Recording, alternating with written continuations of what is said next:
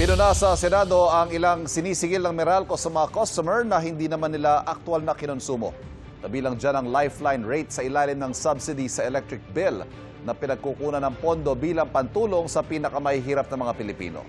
Tanong ng ilang senador, bakit hindi pa ito saluhin ng Meralco at bakit kailangang ipasa sa mga consumer? Sinita rin ang pagsama ng government taxes sa Meralco bill, pati ang ancillary charges o ang bayad sa backup power generators. Ayon sa Meralco, susundin nila kung ano man ang iuutos ng Energy Regulatory Commission. Ang pinakamalaking rason daw ng pagtaas ng sigil sa kuryente ay ang paghina ng halaga ng piso kontra dolyar. Hiling ng ilang senador, huwag nang isabay ang taas sigil sa kuryente sa pagtaas ng presyo ng iba pang produkto. May nihain na rin daw na panukala sa Senado para tanggalin ang value-added tax o VAT sa kuryente. Ang pinakamalaking factor was the depreciation of the peso. Yung pag-generate po ng power, kumukonsumo po yan ng fuels, and the fuels that are imported are dollar-denominated.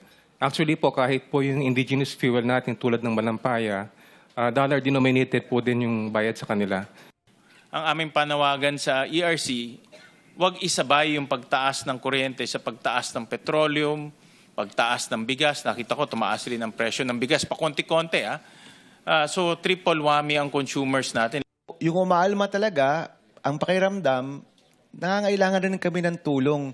Nagbabayad naman kami ng buwis. Ba't ito nasasama pa sa kuryente natin?